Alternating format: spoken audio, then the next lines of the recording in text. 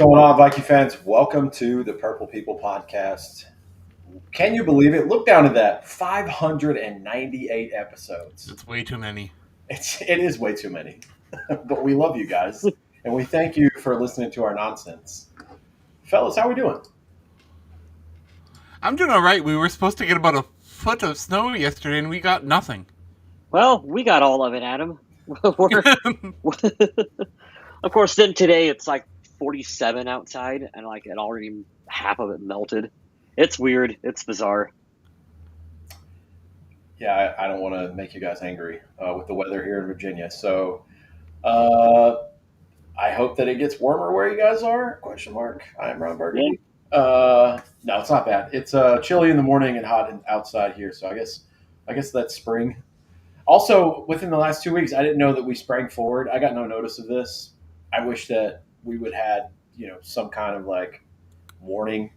Maybe we could just do away with that like we were supposed to last You year. need a better meme for the spring ahead, because we get chair for the turn back time, but for spring we get nothing. Right. Yeah. I feel like we could just pick one and stick with it. Like the rest of the world doesn't do it. So We're making fun of AI before we started recording, but I will say that I enjoy our phones just automatically taking care of themselves on daylight savings time now. Like, I don't remember the last time I've adjusted a clock. Oh, I do my one in the car all the time.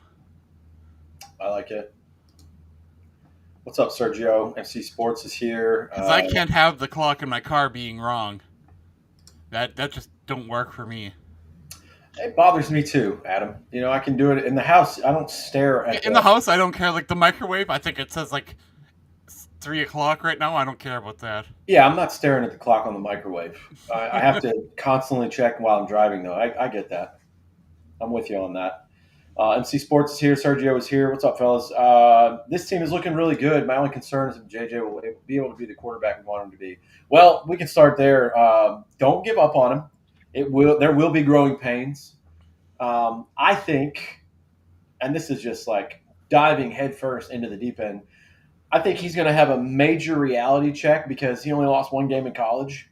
And this is not a knock on Kevin O'Connell nor the Vikings, but this ain't Michigan. This ain't Jim Harbaugh, running it along. Texas.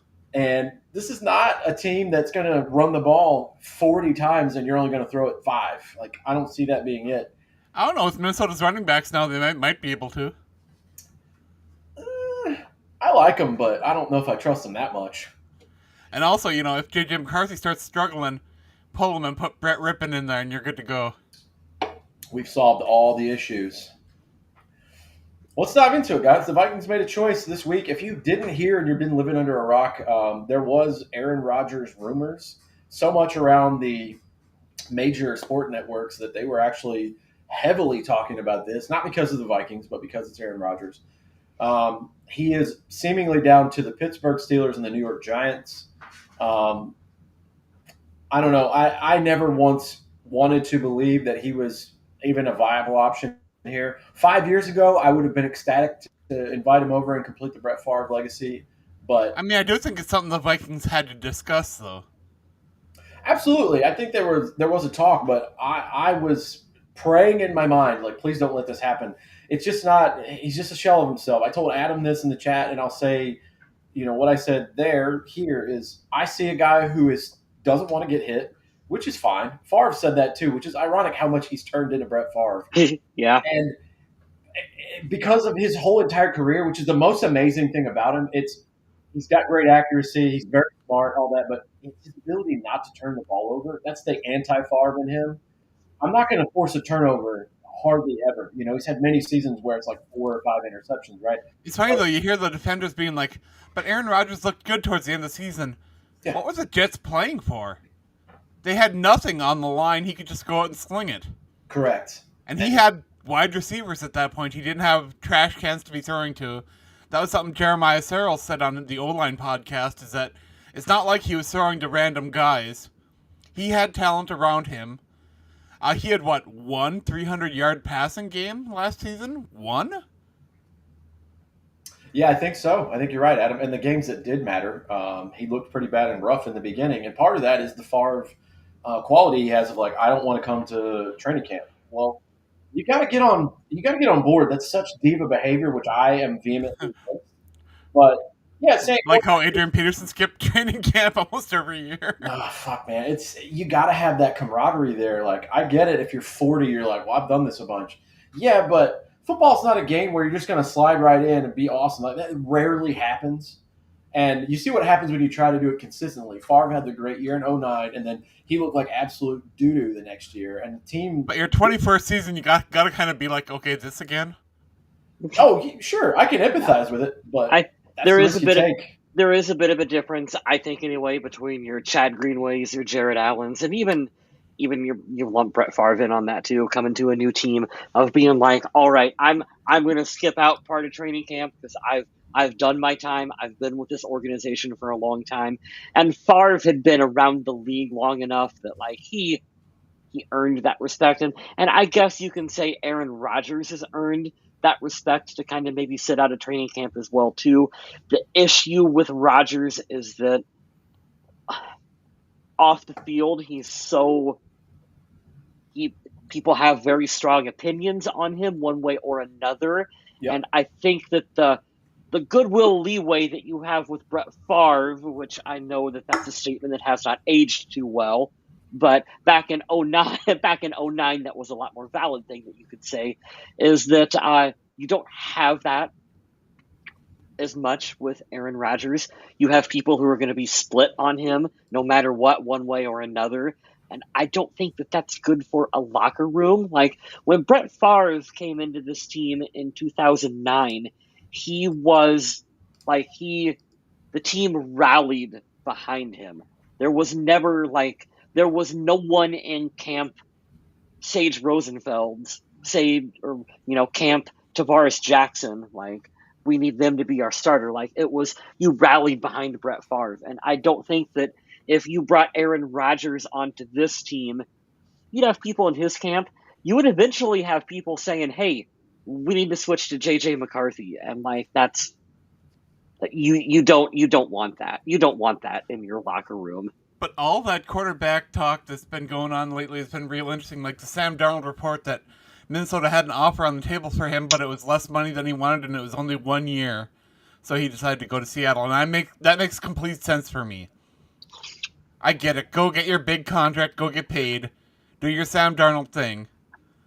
But that other report that came out, like, I think it was yesterday, about Daniel Jones, why he chose to go to Indy. Well, I That's missed that a lot one. more interesting. What was that, Adam?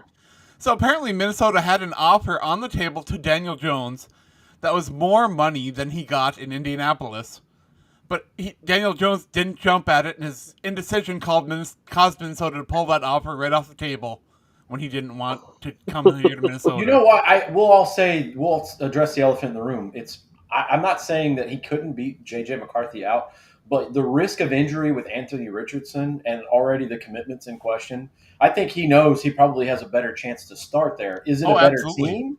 I don't think so. But could he take that year in Minnesota and hone his skills and get even a bigger payday later? I think that would have been smarter for him. I think but so I don't too. blame him for wanting to cash in right now. But Right. It's weird that he would do that on a smaller deal in Indy right now. Well, his decision making is not the best. Holy shit. And I think that applies both on the field and to, where he chose to play next. I also, going back to the Aaron Rodgers stuff, I wanted to get that thought out. It's driving me nuts. You watch him play last year. And yeah, he played better towards the end of the year. Like Adam said, there was nothing left to play for but his pride. And you want to keep the locker room a little happy. Like all the guys in the locker room say they love him. For the most part, you hear that consistently every year. But I see a guy who doesn't want to get hit. And in turn, instead of doing the Peyton Manning thing where you're like, oh shit, get the ball out immediately, he hangs onto the ball too long because he doesn't want to turn it over. But who would you rather? Would you rather have the uncle that's always there for you, looking after you, caring for you? Or would you rather have the uncle that shows up 3 times a year and brings you a gift? Exactly. And that's my other point, Adam. I'm glad that gift is polio. Yeah. Oh, no. It's COVID because he's not vaccinated, right? Yeah. The other point, leading straight into it, Adam, is you made a good point, right? He's a first ballot Hall of Famer, no Oh doubt. yeah. He's great. He's a Super Bowl champ, four-time MVP. Great. He's starting to turn into a shell of himself. But the problem is, if this was Green Bay and he says, "Hey, I'll ride out my last 2 years," let's say the Jordan Love thing never happened, and it's the same team he's familiar with, same head coach. He says, "Hey, I'm old. I don't want to come to training camp," and they're like, "Okay, we'll work it out." You're going to a brand new team, and he's holding everyone hostage. That's the one thing that bothers me the most about this, brother. You've got two shitty teams fighting for you, and you're blowing them off. You're going to be Yeah. forced into retirement here in about 7 days because all they've got to do if they don't want Here, you is say, "Hey, New York. Hey, Cleveland. Hey, Tennessee. What's the price?" And that's it. They'll move on to something younger and way cheaper than you because that's the other part of this. Everything that I'm hearing from just watching the major networks is he wants starter money. Well, hell yeah, Minnesota's going to say no to that. Why would they pay him all that money at 41? yeah. No, you don't And have look to at do everything that. Minnesota's been able to do on their roster with that extra money from not paying a quarterback that much money. They've been able to Thank improve you. so many areas of their team. It's been wild. With Rodgers, though, I don't necessarily think that it's the Giants, Steelers, or retirement. Uh, for him, it's also we know he's not really that invested in off-season activities, training camp, preseason, that kind of stuff. There will be a starter somewhere in the league who gets hurt. And that opens up an opportunity for them to immediately call Aaron Rodgers should he be available. I mean, if Caleb Williams goes down with a freak injury for what they've invested on their offensive line and trying to put the right pieces and parts in place, they Wouldn't would that be be on the hilarious? they would be on the phone tomorrow with Aaron Rodgers to bring him in if something like that was to happen. So But I don't he understand Rodgers' had his hesitation not to sign with Pittsburgh. He should be there right now. 100%. And it only feeds into him being a diva like he always has been. And I hate that because I want to like the guy. I like a person that's a little contrarian, just the spiteful piece of shit that I am personally. It's super petty. But you're right, Adam. He should have ran to Pittsburgh. Everyone loves Mike Tomlin Oh yeah. for whatever you want to say, like, oh, he won on Bill Cowher's roster, blah blah blah. Like, there is something to be said about being 500 or better every season. That's tough to do. Jeff That's Fisher. such a high floor. You're right. We're 7-9 every year, baby. You were saying something there, and I forgot about it for Rodgers. But it's I don't know, man. Cleveland could be a player too if they want to pay. I know that they are paying Deshaun Watson, but you have to bite the bullet on that. That's what it is. I'm looking at the teams that absolutely need a quarterback. Like, I don't think New Orleans is out of that race. I don't know if they're in it, but they would call him. He's better than Derek Carr. I think the absolute worst situation would be Tennessee. But for Yeah, some reason, I do think that Tennessee nightlife kind of fits for him. It feels like something that would work for him. he's got a home there too. He's got a home in Nashville, so I mean, I see it. I don't know that it would be. I don't know. I don't know. I don't know what the answer is for him. I wish that he would make a decision. It's really weird that he's taken this long and it only feeds into that, but that's right on brand for him. But the But you remember that Vikings, narrative, though, that he was waiting on Minnesota, and that doesn't seem to be the case really at all. right? If he was waiting on Minnesota not directly but indirectly through Tom Pelissero leaked it that like we're moving on in another direction, so you can do what you need to do, Aaron Rodgers. I wanted to ask you guys your opinion on the idea that the Vikings entertained the notion of maybe offers on JJ McCarthy. Like they at least listened to it. Like, what's your guys' hot take on that? Because I can tell you I think you'll mine. listen to any offer. That's Anytime what someone calls, you hear what they have to say. But I don't see them moving on him unless the offer was huge. And the speculation that was going around, like, oh, they're talking about packages to swap JJ McCarthy and send him to the Chargers. It's like, really? For Adam's favorite quarterback, I would have loved to seen Justin Herbert in purple. I would have loved to have listened to that forever. I know what my point was earlier. You mentioned Caleb Williams getting hurt, and I said that would be great. I did not mean about Caleb Williams getting hurt. I mean, how funny would it be? The irony of Chicago absolutely fucking loathing that man and then having to root for him to be their quarterback. That was as diabolical as Brett Favre coming here as a longtime hated Packer. So that's what I meant. Caleb Williams, I'm not throwing any shade at you. at all. I think he's a good quarterback. I don't wish that upon him. But the No, stuff we aren't those guys. And I agree with you, Adam, to use a phrase from Leslie Frazier that stuck with me for all these years. The Vikings were doing their due diligence on listening to phone calls about J.J. McCarthy. You're right. I think anytime a team calls you, if you're a smart general manager, you listen to what they have to say. Does that mean McCarthy, were they ever seriously entertaining trading him? No, I really don't think so. But if the Chargers were to call and say, hey, maybe we give you Justin Herbert, and maybe we throw in this, that, or the other thing. Like, you have to sit down with your staff and go, is this something we would be interested in? But you got to look at it from the other angle too. If you don't put J.J. McCarthy on the trade block, and you have teams calling you to see about if he's available and what he could cost, that means he's a valuable commodity. People see potential in him. Right on. It speaks to this year's draft class, Adam, so much. Like Cam Ward, I don't know fuck all about Cam Ward. Excuse my language. I don't know anything. But I hear that he's going to go number 1 to Tennessee. That's what everybody on the major networks are saying. Yep. Todd McShay just went on Rich Eisen Day and said there's nothing going on in Tennessee as far as the way of like, I heard a trade rumor here. Like they're probably sticking with him and picking. Outside of him, I've heard Teddy Bridgewater is a comp for Shedeur Sanders. Take that as you will, for whatever that's worth, good and bad. I don't know. The kid from Louisville is getting a little bit of love, but outside of that, it's Travis Hunter because he's such a dynamic player, and then Abdul Carter because he's going to be like the next Micah Parsons. So J.J. McCarthy might have been the first pick in this year's draft had he stepped up this year. I've heard analysts say that. That's a legitimate argument. That I did too, but I didn't believe it. I was like, there's no fucking way. Because my knock on J.J. McCarthy has always been, you're a product of the system you're in. Of course, any quarterback would thrive at Michigan. You don't have to do shit there. But I don't want to say that now because I want him to be successful for my team, and I love the kid. Like, everything you hear about him through the offseason after he got injured was, like, in the building every day, flying with the team when he was able. He's just a team player, which I love. And if you follow him on Instagram, the little shit that I love is Harrison Phillips gets this, or they sign this person, or Cam Bynum goes to Indy. He's like, hey, salute. Like, he's a teammate's teammate, which is great. Yeah. But, yeah, that's crazy to think because I didn't think that last year. I was like, I think they're kind of drafting a quarterback because they have to, not necessarily that they wanted to.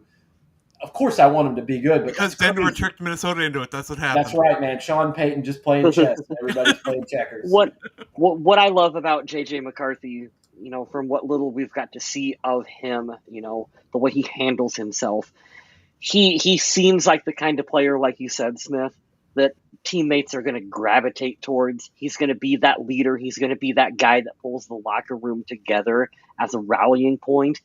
That's not something that the Vikings have had on other quarterbacks they've drafted. I was shocked when Sam Darnold was kind of that guy. Yeah.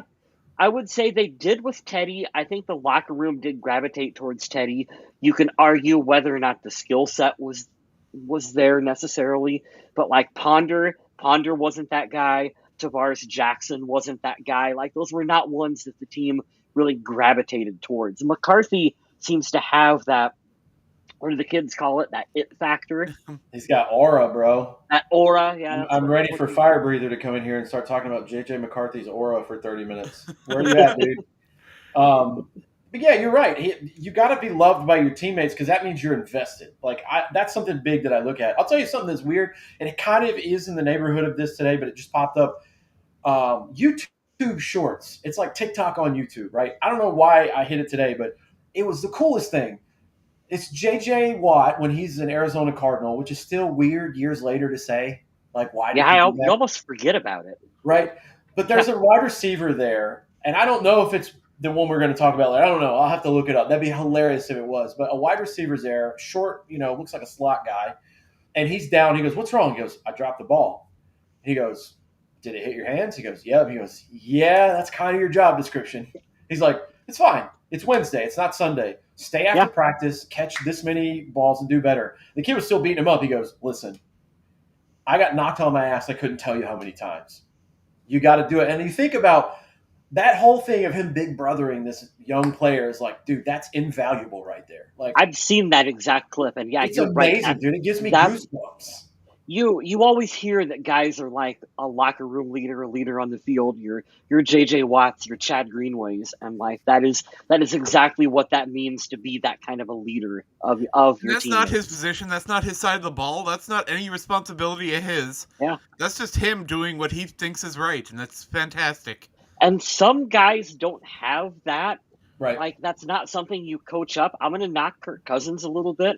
Kirk Cousins was not that kind of rah rah pick yourself up kind of guy. He tried to force it, and it always looked kind of awkward. I think it's nice to see that McCarthy seems to have that natural leadership ability because you really need that To be from your fair, the quarterback. Vikings coaches right now seem to want McCarthy around. I don't think Mike Zimmer was as welcoming. as receptive. That's as exactly welcoming. where I was going with Yeah. that. Adam, you beat me to it. Is, you know what? Kirk might have not been a rah rah guy, but when he did get fired up and grab Mike Zimmer by the collar, it always made me happy. Oh shit! They were ready to throw fists so They were fast too. It during was that. great. So let's get into it. No Aaron Rodgers, which is a big relief for most of us because we, like I said, I think this fan base would have been ecstatic 5, 6, 7 years ago. Right now, he looks like a 75% version of himself, which is still really good. On paper, that might be better than And there were a lot of Vikings fans that wanted to see Rodgers in purple, Yeah, and that's okay. we'll agree to disagree. I don't agree with them, but they're Correct. entitled to their opinion. Sure. It's fine. You know, he might even be at this point better than what McCarthy is at this current moment. But with the way the salary cap is set up, then, I think it's smart. I think the Vikings did the right thing here to go forward with this because he's got a winning kind of moxie to him, which I love, JJ McCarthy. Yeah. And that's how you do with the salary cap. But I mean, look, real quick to be realistic here. If you were to put $20 on who would win you an NFL football game right now, JJ McCarthy, who we've seen play half of a preseason game, or Aaron Rodgers, the safe bet is that you put your $20 on Aaron Rodgers to be able to lead you to that Right. win on the football field. Like that is the safe bet. So I do understand where fans are coming from on like the potential of wanting him to bring him to this team. I think the three of us are very firmly in the camp of they drafted McCarthy. We believe in him. The Vikings believe in him. Let's just move forward with that plan and let's just like stick on that path and See, you're not. saying exactly the right thing because I'm used to Minnesota being this team. Like, they'll get the itch and they'll be like, okay, let's go all in every season. yes. Here's the carrot on the stick. Oh, Let's dangle God. the carrot on the stick. And like And with Aaron- this plan, they're working for the future. We're Correct. saying, okay, in a few years, this team will be a contender. We're going to get pieces in place, grow and develop, not just be like, okay, we're a few pieces away. Let's throw these pieces in and see what happens. Well, see, you guys nailed it. Let's put into action what happened over the last 15 years, or 16 years, counting the Favre year. So that Favre team was stacked, right? So you go all in. That's when you go in. The next season, I don't think they should have. They should have called them back. It's fine, whatever they did. But you go into these things where you have to put all your eggs in one basket at this position. You have to pay them well. So you can't do what the Vikings did last year, where you go and get 5 or 6 free agents that are B-plus players, right? If you do the same thing with Rodgers, if you put Rodgers on the team and you didn't get to beat, because you wouldn't get to add all these players, like you wouldn't get a Jonathan Allen, you wouldn't get a Will Fries, all this. Some of those people can't come because you have to pay him. Well, the quality of the protection goes down. Since I'm in a new place, you add it to be like, hey, I'm going to give you a brand new house and I'm going to fully furnish it. Okay, hell yeah. The negative is you're going to have to pay on it for a while. But, hey, cool. Or with Rodgers, you can move into this house that was built 20 years ago, but the roof needs to be changed and the plumbing's fucked. So which one do you want? I think it's so smart that they went with McCarthy and they also said, oh, hey, by the way, we're going to get you a new center, a new guard, and we're going to throw 2 big dudes in the back for the DT position. We're going to keep this corner that was great. We're going to add a corner from the Super Bowl champs. It's such a good thing to do. And really, you leave it up to him to be like, hey, we're doing everything we can to support you. Let's see if you're real or not. And that's what it is. And by the way, you get the coach of the year to help you out with that too. Do you think Drake May is ready to have some swampy hands this season? What does that mean? Garrett Bradbury and his swampy butt? Oh, Jesus Christ. I forgot about that. Yeah. Garrett Bradbury signed with the Patriots. Hey, salute to you, man. Thank you for your service here to the Vikings. No ill will wished upon you. Great dude. No distractions. not the best center in the league, but good guy, real good guy off the quality field. starter most of the He time. gave the Vikings everything he had. That's for Yeah, sure. quality starter most of the time. I saw it in the comments. Some of the Vikings fans on these pages, especially Instagram, they're like, "Good luck, look up the Giants film, this and that." And the Patriots fans are like, "That's still better than what we've had the last 5 years." So they're stoked to have him, which is cool. I like that there's an NC State center hiking the ball to a North Carolina Tar Heel. I'm just a dork about that. That's really funny. The only thing that would be better is if it was a Duke player. Comment of the day right here in the chat. Hey, look, it's Clint. That's my buddy Clint. Clint, it's not a phase. It's a lifestyle. All right. Yeah, that's cool. Good for him. Garrett Bradbury getting a second chance. He's still kind of young too, so. Oh yeah, he's what, 29, 30, somewhere in there. Pretty sweet. So yeah, he's not old by any means. Let's talk about this though. I'm pumped about this news, and when it came out, it was kind of perfect because we had just finished, I think, the day before or 2 days before, about our first wave of free agency with all the big news. But the Vikings added running back Jordan Mason from the 49ers. He was their leading rusher last year because Christian McCaffrey had that lingering what was it? He's old. Just say it. Yeah, he's an old running back. Yeah. I can't remember. Was it an Achilles, like tendonitis or something like that? His Achilles were all jacked up. So Jordan Mason got the bulk of the carries, and he looked damn good last year. For a guy that none of us knew outside of San Francisco, never heard of him before, you're like, okay, cool. That's pretty sweet. It comes to show you, like, when they pay Brock Purdy, part of the reason you lose guys like this is because you got to pay Brock Purdy that kind of money. I'm pumped about this signing. Running back depth is great, and what this does echoes what we said last week of you get to do whatever you want in the draft now because you're hitting all these marks of, hey, I'm trying to cover all my bases, so when I get to the draft, I'm not pigeonholed in it. Well, I'm picking at 24. I got to take a guard. So are you good at running back now, or are you still looking to add somebody? Does Cam Akers stay? That's my only question. If Cam Akers stays, absolutely. If not, I don't know. Do you roll with – is it Ty Chandler that's the last one? Yeah, he'd be running back 3. Adam, I still believe that if you have a running back in this draft that you believe in, that's there available. There are some excellent running backs in this draft. I think you take one because Aaron Jones is only going to be here for a couple more seasons. What is it? Was it a 2-year contract? Yeah, they're both here on 2-year deals now. On 2-year deals. So you can draft a running back and be prepared for the inevitable Aaron Jones is going to be gone and off this team.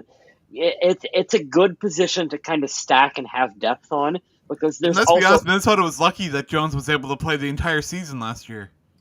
Right where I was going to go. That's also a position that you get hit with injuries more often than not. So having those extra running backs like on your roster is a good thing. So yeah, I could still see them drafting one.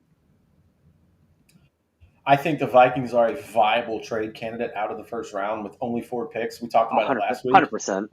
Hilariously enough, I watched some mock drafts just because YouTube, and your phone is always listening to you. So I'll have some more in the morning when I wake up and go to my algorithm. But listening to full first round mocks, when Minnesota came up today, and I'm sorry I can't give credit where this is from because I forgot, but they said, hey, I'm ashamed, the author of this podcast and this draft said, I'm ashamed that I didn't do more research here. Minnesota only has 4 picks.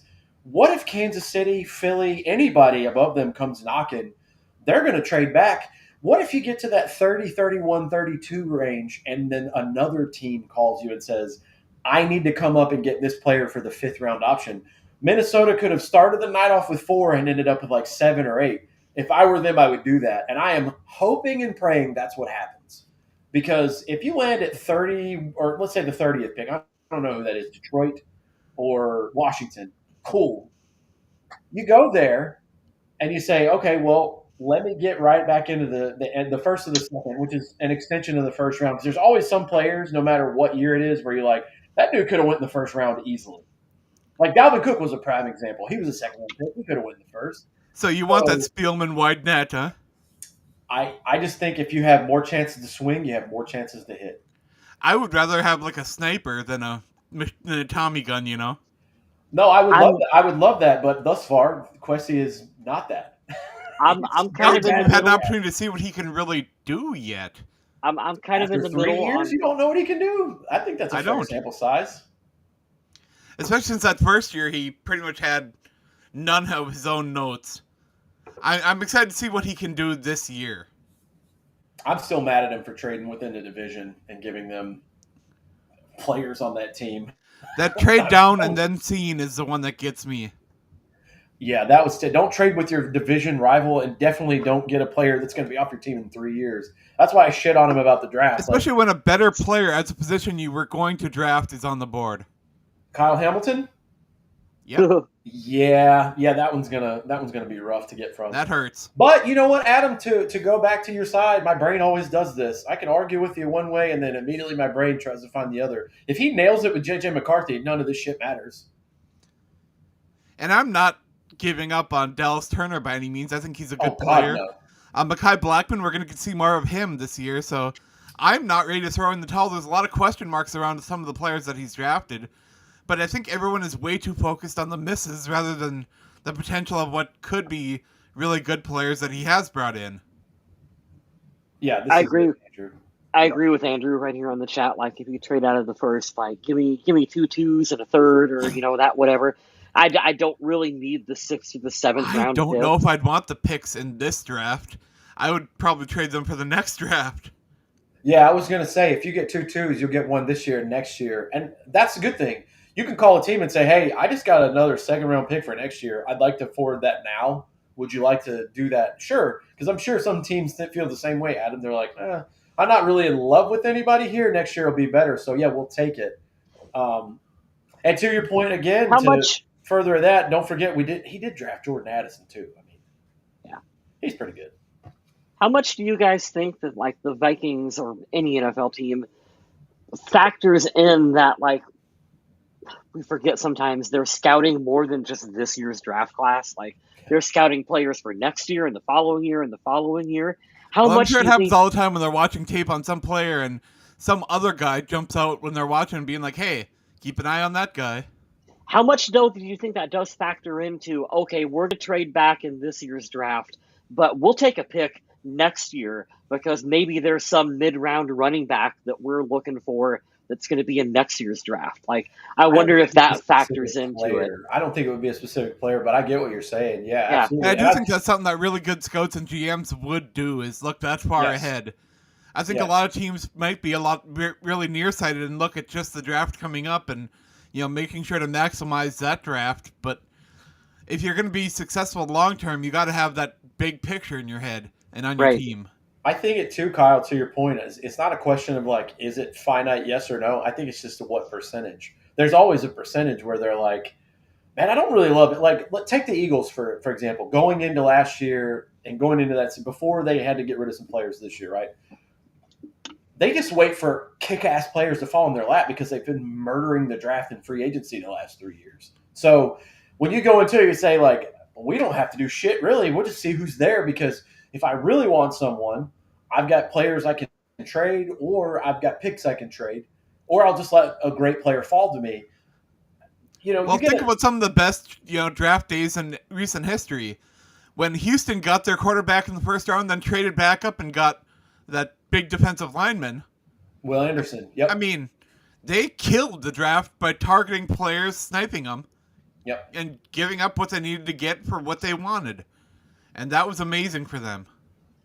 Yeah, and when I look at, like, 2 of my favorite Minnesota Vikings of all time and, like, how they came to be drafted by this team, it was not necessarily positions of need, like what Smith was talking about. I know what you're talking about too. It was best player available.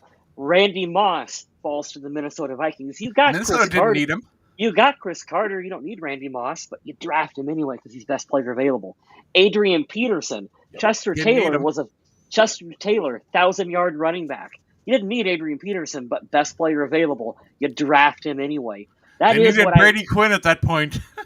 I wanted Brady. We were both on the Brady Quinn. We were on that Brady Quinn train right there. Brady Quinn train right there on that one. I'm glad I was wrong on that front. Me too. But, like, that's kind of where I'm with Smith, is that I do like the way this whole offseason has shaped up for the Vikings, where you can go, yeah, they probably still need a corner. yeah, you would maybe like to add a running back into the mix as well too at some point, but it's not a 100% need. You can look at the draft board and go, who's available? Let's take him, or let's trade back a little bit. Because let's take a look at the draft right now. I mean, the first round, you're leaving yourself open. You can have a corner, a safety, a guard. I wouldn't even be mad if they took like a wide receiver or something like that, and Yeah. whatever was there for best available at that point. Even like a quarterback, running back, whatever. I get it. I like Someone that they have options. Like I said earlier, I'm glad they're not pigeonholed. Being pigeonholed scares me because then you absolutely have to then win you take Christian Ponder, Yeah, that's what happens. not to continually shit on Christian Ponder. It's Hey, not you his can't fault. shit on that man. He won at life, dude. He got generational money, and he got like even though he didn't get like the Sam Bradford stuff. And don't get it twisted. NFL quarterbacks still make. If you get enough, in my opinion, if you get enough money where you could buy $100,000 car and you can buy a house in cash, what else do you need? Like, you're gonna work. All these guys, most of these guys, like the Phillip Rivers, the Tom Brady's, the Peyton Manning's, they don't have to work if they don't want to. But most of the NFL players, they get done and they work again after that. But if you don't have a mortgage, bro, you're killing it.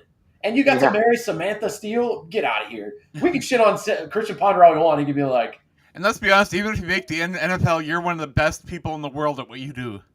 that is true. Yeah, 100%. Guys, I forgot about this. I was going to talk about Rondale Moore, but we'll get to him in a little bit. I forgot they signed Jeff Okudah.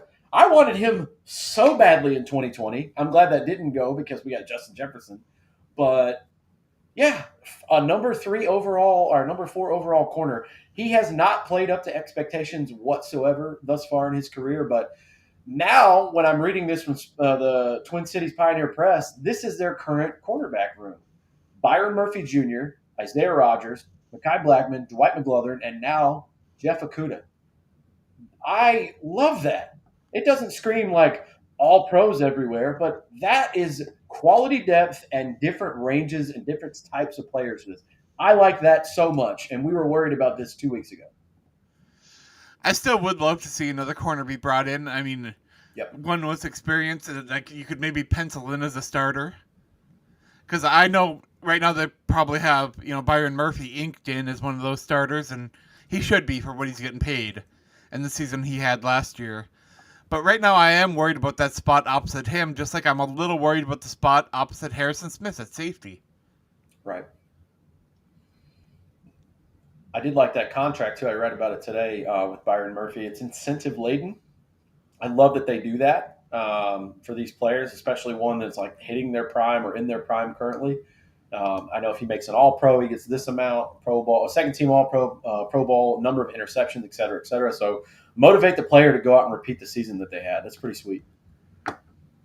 Free agent, unrestricted free agent. Let's do. Well, all these guys have already. I'm trying to find the ones that are available now to try to see who's available. In our group chat, Smith told me about the Vikings signing Rondale Moore, and I admit I don't know a lot about him. I don't know if he plays special teams. So I don't know what his roles are. Here's the deal with that. So he was with Arizona. He's very speedy. He's a shorter player, a slot guy, a special teams guy. So he'll get a chance there. He missed last season with injury. He doesn't have amazing stats through his short career, but he's only 24 years old.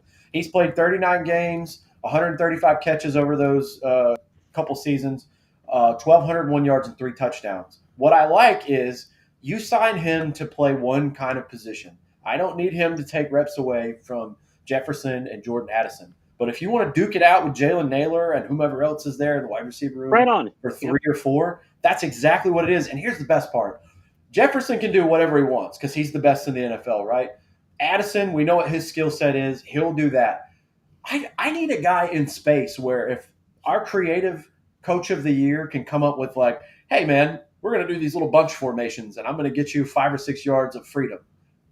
Dude, he'll have a year just like who was it? Jalen Naylor last year. I looked it up yesterday. Do you guys remember how many touchdowns Jalen Naylor had last year? It'll surprise you. 5? 6. Yeah. I would have never guessed that from last year. Now, maybe with Cousins, having certain targets that he loved, I would have guessed with Cousins at the helm, probably less than that. Sam had 35 last year, so it kind of makes sense. But that was still way above anybody's expectation. I'll go back on, find me the record where somebody said Jalen Naylor's season, like, look out. If he can have that here, I am all for that. And So I Jalen Mills. just looked up Rondale Moore, and it looks like he's a pretty consistent 400-yard receiver, which is solid. That's a great addition to this offense. It looks like he has experience as a returner on kicks and punts, which is cool. He hasn't really played special teams since 21, which is a little scary, but that doesn't mean he won't do it in Minnesota. He played at Purdue. He was a Big Ten receiver and freshman of the year when he was there too. So that's cool. I like the story. This is right. This is such a Quessy move of. And he is smaller. He's 5'7", so he's not like he's going to go match up against big corners very well. But look what happened. From what I understand, is that he's a speedster. Look what happened the last couple of years in a guy on the team who had some really good moments that was kind of underrated. He could replace Brandon Powell. Please. Go right ahead. That position is yours to take. That's who he could slide into. I'm excited about it because I see the upside, and this is very much a Quessy move.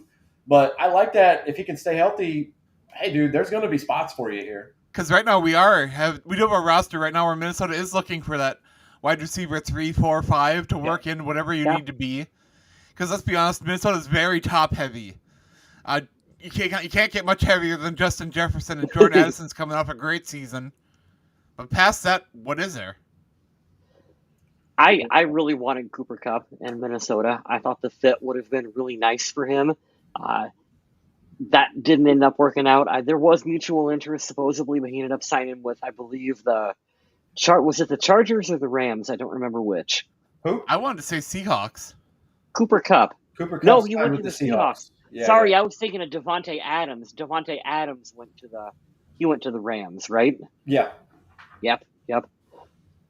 I'm going to call it now. I don't know how the draft's going to go. I don't know how free agency is going to go. The Vikings are going to meet the Rams in the playoffs again, and they're going to beat us again because they're very good. And I'm annoyed, but they got rid of an aging Cooper Kupp, and I feel like Devontae Adams is about to have like a final revival year where he's like, hey, I told y'all I still fucking got it. I can see Well, it's weird to I feel old seeing like Cooper Kupp getting shipped out and, Puka Nacua being the number one there, and then DK Metcalf getting a little older and getting shipped out, and JSN being the number one there. And it's like, the guys that I grew up being number ones for these teams aren't the number ones anymore. Right. We're all getting old, man. Thank you for that. That's a good reminder. No, it's cool. Kudos to them. Like you said, DK and George Pickens should be a fit to deal with in Pittsburgh. Cooper Kupp will have some flashy moments in Seattle. And Devontae Adams in LA, like that makes all the sense in the world. Didn't know that was going to happen, but to me, that makes sense, and I feel like he'll have a little bit of a career resurgence there because Sean McVay is too good to not.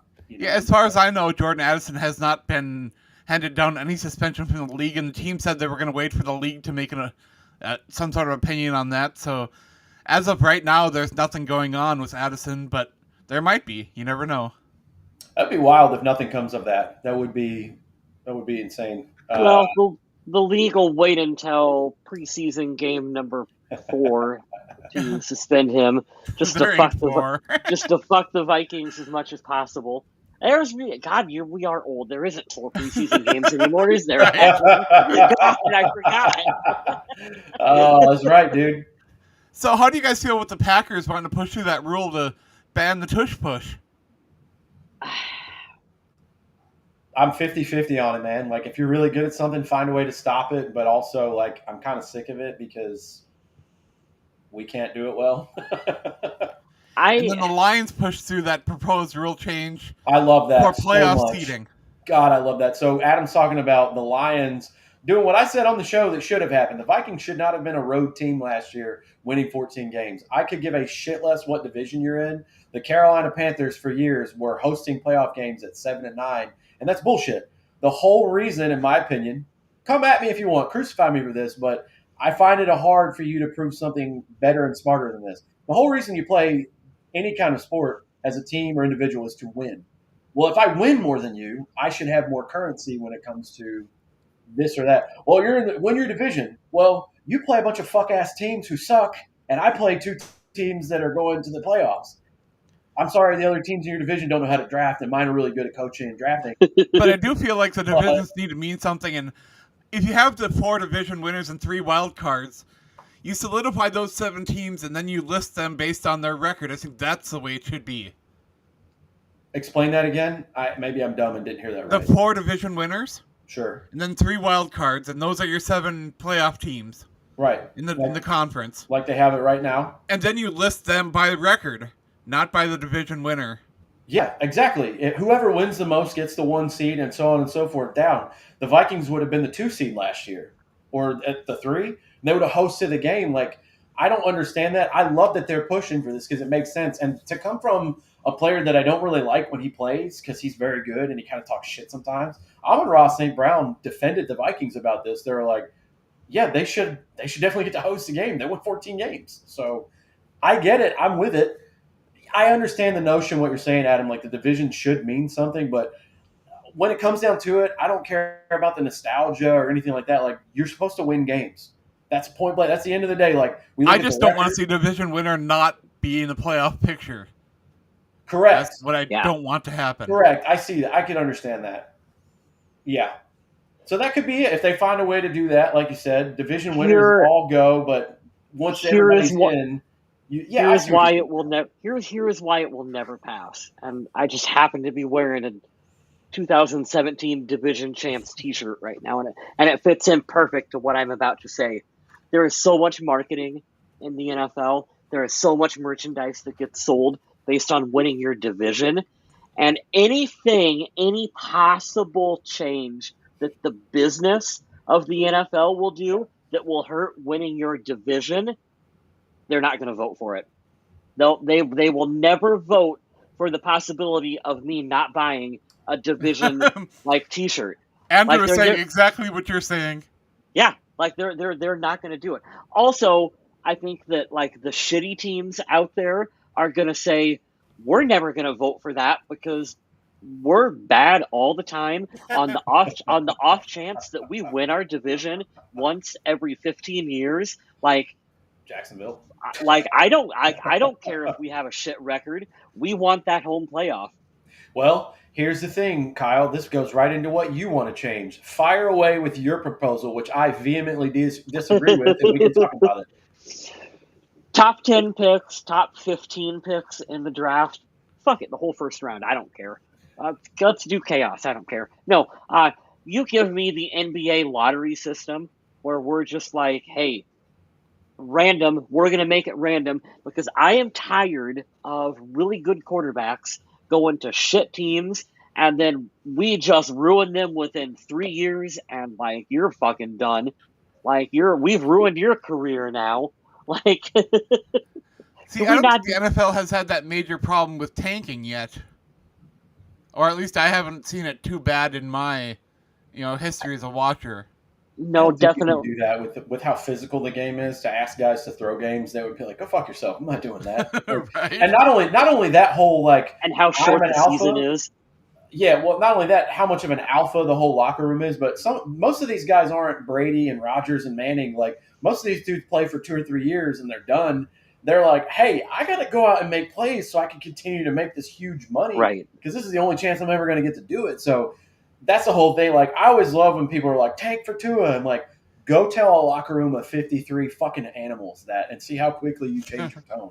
Especially because out of those 53, how many are even going to be on that roster next year? So if you tank for Tua, how many of those guys are even going to benefit from it? Like, or even like how many of those guys might not even be in the league? Right. And then not to mention that is the coaches. Like, look at Brian Flores. He's a great example. Speaking of Tua and how full circle this is, he should be a head coach. He's not because of all the shit that happened. And while he does bear a little percentage somewhere of like that probably is on you for being an asshole, think about when the coaches get fired. You know how long it takes for them to get a second chance to be a head coach? That's all these guys ever want to do is be like, I want to run a team to see if I can win a Super Bowl. That's all they all want to do. They all want that. So when they get fired, that resets to like, hey, you better do what Cliff Kingsbury and Dan Quinn did in year one, and you better do that again and again. You'll get a real quick turnaround. Most of that time, it doesn't have. Most of the time, you get Freddie Kitchens, and that's not how it works. Like, He's good. He'll get another job as an assistant somewhere, but head coaching, you might get 2 opportunities if you're very good at what you do. Yeah, there have been some real dipshit like coaching hires out there that it makes you wonder how come someone like a Leslie Frazier, I feel like should have got a second opportunity somewhere as a head coach in the NFL over top of Urban Meyer, for example. I know I might be alone on this, but I am super excited to watch the Jacksonville Jaguars this year because I don't believe right now, and I want them to show me that I am an idiot. Well, I'm sad that they took Johnny Munt away from me, so fuck them and fuck Grant Udinsky for leaving. All right? You broke my heart. I wanted you to stay. I like the way I said dipshit head coach, and you immediately went to Jacksonville. Hey, when all you get interviews is people wanting him to say Duval, I mean, that's all it is. Yeah, when you're a cornball, like a professional cornball, you deserve it. I can't help it. Yeah. That's funny. I want to see like video of him in the locker room. I want to see him command a locker room because right now I don't know if he could. Oh, yeah, like you know how we've seen videos of like Pete Carroll. I love Pete Carroll. He can rally a locker room. He can rally players on the field, and like, oh, I understand why players want to play for Pete Carroll. Like, I get that. I don't get that from the head coach of the Jaguars at all. Like when you watch a video of the Detroit Lions locker room, that coach has that locker room. Oh yeah, for sure. Even Mike Zimmer for a little bit. Like you could be like, I understand why players would want to play for a Mike Zimmer before he burned enough bridges. Right. I love this. But you see the love that the current Minnesota Vikings have for Kevin O'Connell. It's amazing to watch the respect and just the admiration they have for him. It's great to see.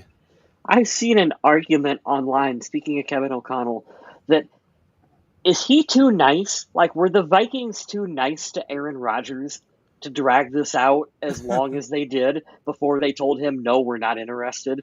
Like, I think there's the storefront Kevin O'Connell that talks to the media that we all get to see. Yeah. And then I think there's the coach Kevin O'Connell that is different a little bit, and that's not the guy we get to see, but that's the guy that is in that room with Kwesi talking about what's going on in that locker room with his players being tough. I think that there's 2 different Kevin O'Connells out there, and 100%. we only get the soft version. Who is it that's there? Oh, there we go. I'm reading Adam's articles on the Viking. I'm clicking through these so you get more numbers. I appreciate it. Of course. It's hilarious, man. Thought that Garrett Bradbury might go to Seattle. He ended up going to New England. That's cool. I'm looking at this too, just to talk about some stuff while we round the show out and wrap it up. If you guys don't have anything else, Danielle Hunter. Oh yeah, him, dude. Good for him. You guys go check out Adam's article, but yeah, good on him for getting that raise. He got a raise, and I didn't know that he had a career high 12 sacks last year. So good for him. Tied with Jonathan Bernard. I don't think he had a career high in sacks, but I think he had a career high in quarterback hits. Oh, that's what I read in your thing. My bad. Yeah, I'm happy for him. We all loved Danielle Hunter here. We knew that it was probably time last season, and it kind of made sense. And what was amazing that they were able to take that money and that position that they had for Danielle Hunter and turn that into a really strong pass rush on both sides of the defense. It was an odd scenario that doesn't happen too often where Danielle Hunter, still a really good player, just wasn't a scheme fit. It made sense. It made sense for both sides to find a way to kind of mutually part with one another. And this completely made sense for both Houston and Minnesota to do this trade. It really did. But for both sides to really value and be able to work out what happened. So this is interesting because I'm a dork about this stuff. So he's drafted by the Vikings in 2015. Didn't start. Had 6 sacks. Didn't start, I think, again in 2016. He didn't start until 2017. Well, when the Vikings drafted him, there were a lot of people that were like, why would they draft this completely raw player that's going to take years to develop into a pass rusher? I remember that. I remember that, and I remember 2016. I remember that season. I was there for one of the games where he demolished Cam Newton, and they sacked him like 9 times. That's hilarious. So I'm looking here. 2 seasons. First season was, like pretty much a redshirt year. Get in there with the rotation. 2017, I believe he got hurt because one of those was a tweak, And then the other that has 6 sacks in 2021, he had something wrong with his neck. So one was a pec and one was a neck. He's going into year 10. He has 99 and a half sacks. Holy shit, dude. And 2 or 3 of those years, he only got 6, 7, and 6 sacks. Dude is a monster. Well, it's kind of crazy, too, to think, like, the players that were keeping Danielle Hunter from getting in the lineup, he had some tough players to beat out to get on the field. And fucking Jared Allen. Dallas Turner is in that situation right now, too. If not for the players ahead of him, he would be on the field, and I think he'd be getting great numbers. The comparison between Danielle Hunter and Turner is, I think, really a good comparison, Adam, because it's going to be close to the same situation where Turner is going to get a contract extension, and I think people on the outside are going to go, well, I haven't seen him do anything, just like Danielle Hunter. People are calling him a bust right now, and I don't get it. It's ridiculous, dude. He's fine. He's going to be fine. He's going to be great. Yeah, it's weird. It's like people coming out. Like, there's good content creators that I like that are funny. Luke Braun? YouTube. God. And YouTube, and they'll put out stuff like, I just saw a video yesterday. It was like grading the 2024 draft class. Why? How? Why? It's been 1 year. So if the guy gets injured, like, oh, he's a bust. He didn't play. It's like, well, he got injured. Well, he's a bust. And if that's the case, then the Vikings tanked last year because they didn't get a lot of production from Dallas Turner and J.J. McCarthy got hurt. How can you put out a draft video? You cannot do that, because if you looked at RG3 after his rookie year, you're putting RG3 in the Hall of Fame because that was a spectacular rookie season. Especially and then guess what? Didn't work out. Did not work out long term. You cannot judge a draft class after 1 year. It's weird. That's a thing, but it's out there. Like, yeah, crazy. But that's pretty much all I have. Apparently, people were expecting Rondale Moore to sign with the Texans, and I didn't know that Rondale Moore was like expected to sign with the Titans. Oh, I know. And then he ended up signing with Minnesota. I didn't know that. Real quick, I wanted to mention Stephon Diggs taking a visit with New England. He is a free agent, so we might see former Minnesota Viking, Minneapolis Miracle receiver Stephon Diggs as a New England Patriot. Yeah, I watched a lot of the Rich Eisen show, and Chris Brockman is one of the co-hosts, one of the producers. He's a big Patriots fan, and he's, they're saying that, well, he's a big name. You're going to pay him that Devontae Adams money, that DK money, and he goes, absolutely not. Well, why not? He's 30 or 31 coming off an ACL. We're not paying him that. It's like, I was going to say, was he hurt quite a bit last year for the Texans? I don't remember what game he got hurt in, but I think it's funny that New England has the cash and they're desperate enough to need a number one where it's like that he might get overpaid somewhere. Yeah. I would not pay Stephon Diggs at this point in his career. It wouldn't start with a 3. He would be hell no. Dude, he would be my wide receiver 3. Well, not in New England. New England, he's going to beat everybody because they have nothing out there. Yeah. But it's much like, I don't know, maybe LA is a little better. Like the Chargers could use a receiver too, but I don't know. Carolina ought to just call him. Put him and Thielen back together. I mean, they do it. That would be pretty fun. Yeah. So I also don't know a lot about this Tim Jones that they signed. Do you know anything about Tim Jones? Who the hell is Tim Jones? The wide receiver the Vikings signed. Oh, that's right. Let's look it up because I forgot about that piece of information. From Jacksonville. Let's look up some stats here. Has he caught an NFL pass before? He has. Career. So he's only 26. Career reception 17. No touchdowns. 154 yards. Special teamer. It sounds like. What kind of height does he have? Is he a tall guy? 6'1", 200 pounds. So he's got a little bit of size.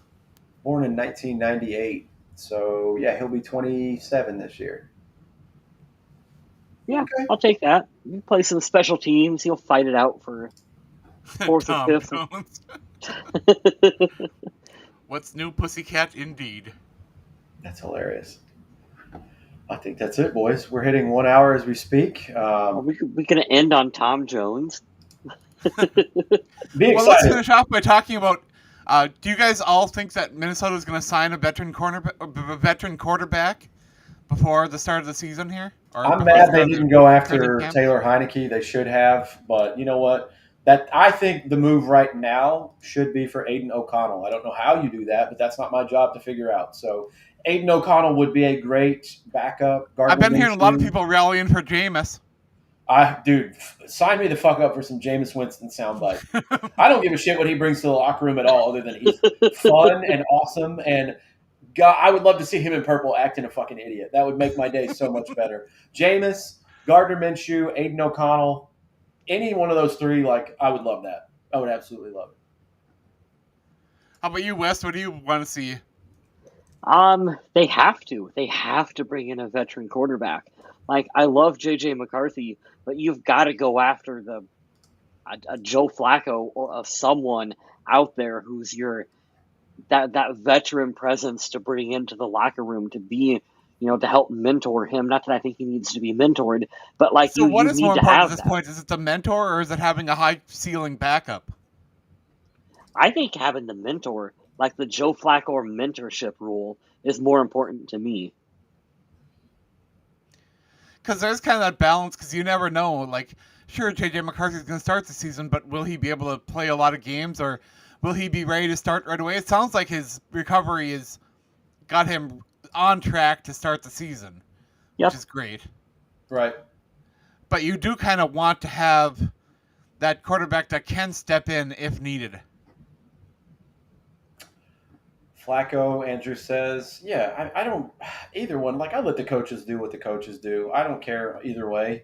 If your starter goes down, I mean, you should lower your expectations regardless. That's why they have depth. But it depends on what they think he needs more of. Does he need someone who's younger who might push him to play better? Not You to know, feel. David, I have an article about that coming out in the morning.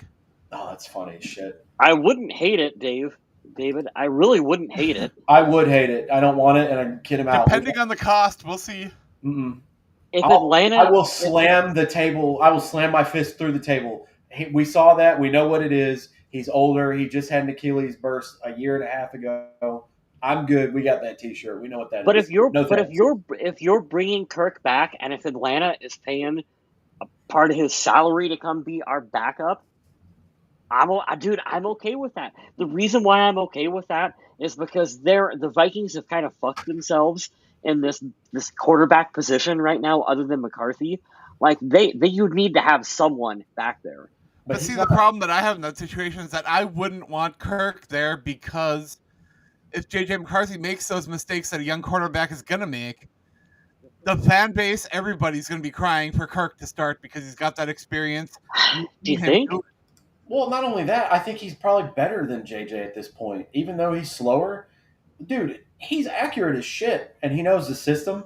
He's going to want to go. That's why I don't think it's going to happen regardless. He's going to go somewhere where he says, hey, I'm starting or I'm not playing. He's got enough money he could start a freaking empire right now. So yeah, I don't think he's going to take backup money wherever he goes.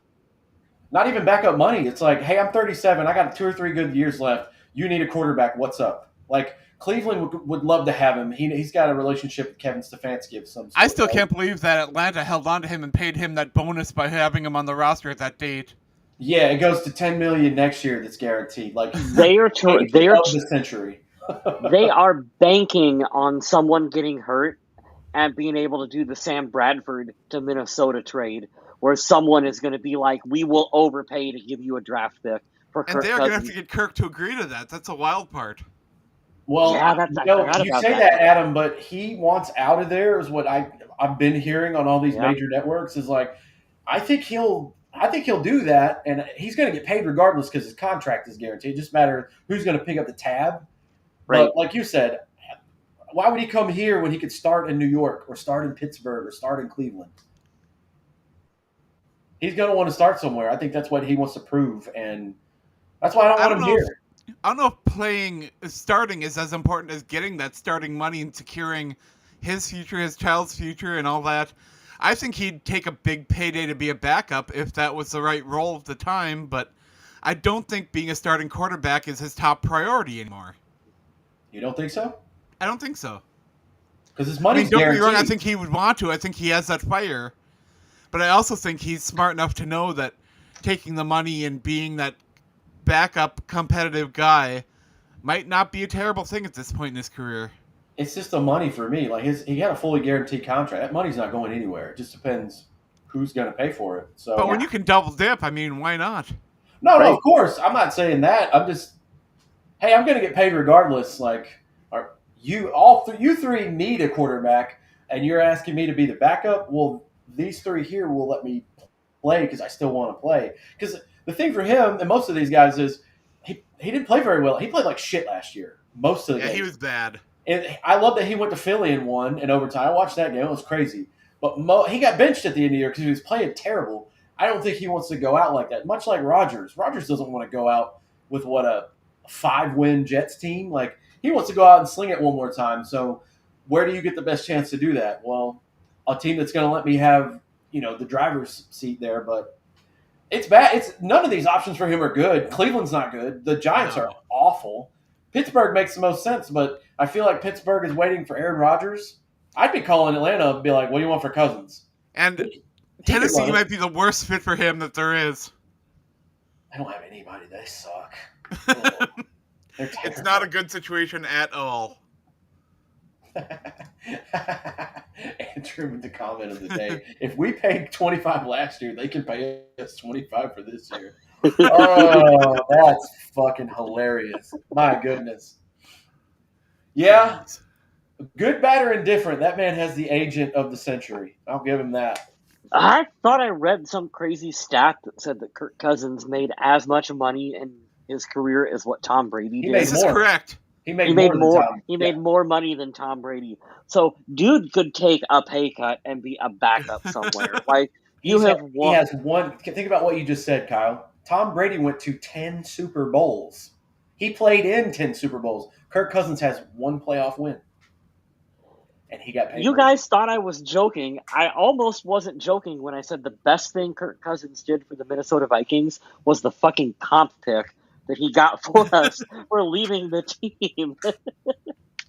And it's almost true. Listen, I don't hate him as a person. I think he's a I really don't. I think he was grossly overpaid. I think we can all agree. But you can't, at the same time, that rolls off my tongue. Any one of us in that position would have done the same exact thing. And he can also, if he was that guy, which he's not, he could go, I was one of the best in the world for a decade at my job. Were you? Cool. Maybe if you were this good at something that pays this well, you could do what I did. I totally get it. But as a fan of the team, he fucking robbed this team blind. He did. And he was put in a terrible situation with Zimmer and Spielman. So every time I say something bad, you come back here with a counterpoint, and it's absolutely true. It's absolutely true. How do you not meet with your quarterback for 4 years until the very last year when there's already an iceberg that's hit twice? So you're like, well, I guess we can have coffee now. Like, what? It's crazy absolutely wild. You're on the Titanic and the band is playing, and you're like, hey, we should look for icebergs, guys. David makes a good point here too. I mean, Cam Robinson just got paid. He should get Minnesota a comp pick too, and where did he did go? Real well for Minnesota while he was here, and good on him getting a good payday. I saw a lot of people saying that they overpaid for him, but I thought Cam Robinson was very good in Minnesota. Where did he go, Robinson? Texans reach 1-year deal. Oh, cool. Okay, so he's going to swap with Laramie Tunsil. Right. Nice. Good for him. Good for the Texans, dude. He's a solid player. I like that. Yeah, they got a good guy. Good. Hey, shout out to my buddy David. He's from the area I'm from in Charlotte. That's dope, man. That's a good talking point there. I didn't know that. I didn't see that he got signed. So. Yeah, what was it? $15 million, I think. Let's see. NFL.com. Texans signed offensive tackle Cam Robinson to a 1-year deal. Do we have numbers here? I don't see numbers. I thought it was 15. Maybe it'll be on ESPN. If not, I'm not that worried about it. Yep, the deal can max out at $14.5 million next season. Not bad. Good for him. Yeah. Love to see that kind of stuff happening for good players. And I remember last week we had that conversation about fullbacks, and San Francisco signed theirs back. So good for the fullbacks. So in the chat, I was like, "Take less money, peasant! You 9-time Pro Bowler, you." We got to pay the mystery man at the very last. What do they call it? Mr. Irrelevant. We got to pay Mr. Irrelevant $50 million a year. Get in the back of the line. Oh. Well, I do want to thank every one of you for hanging out. Check out my work over on the Viking Age. I'm at social media at MNVikingZombie, wherever you guys interact. I'm on, the TikToks. I'm on the X's. I'm on the Blue Sky. Wherever you guys consume your social media, I'm probably there. Do it. Click through Adam's articles. I just did that while we were on the show and help him pay his light bill. I am on Blue Sky at Vaguely Square. You can give me a follow if you would like to. We can talk about Minnesota Vikings football or movies, or I share some of my photography work sometimes. How about meat? Can they talk to you about meat? We could. I do enough of that at work and don't want to talk about it on social media, but we could. Our local meat expert. So what's the difference between ground round and ground chuck? The same thing, sir. Fun fact, Kyle, you will laugh at this. Adam, you probably will too, just because of how stupid I felt through this.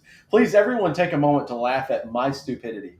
So I don't know if you guys ever do this, but when I leave the grocery store, if there is something close by, because every time I walk in the grocery store, it doesn't matter if I just ate, I'm like, damn, I could use a snack, I'm hungry, whatever. Seeing the food makes me want food.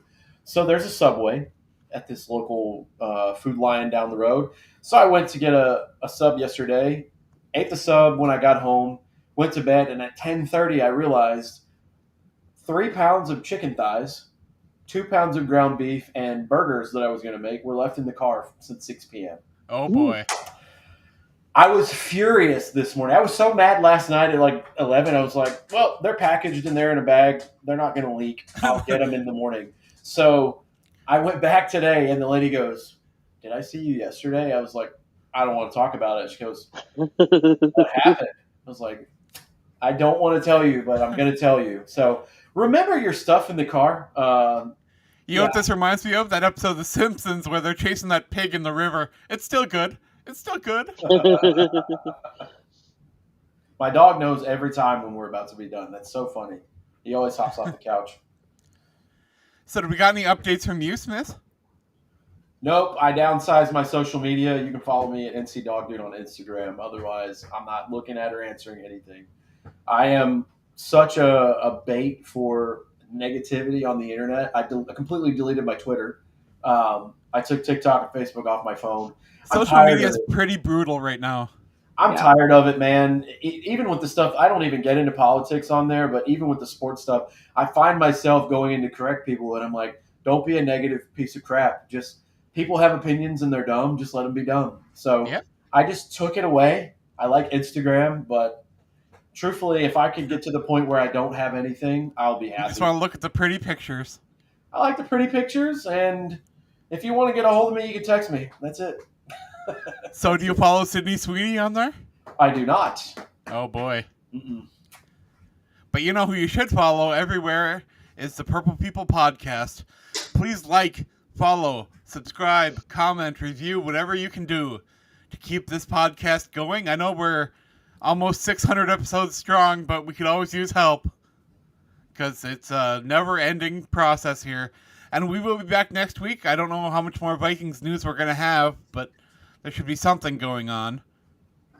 And hopefully we'll talk about it. So in the meantime, stay classy, Minnesota.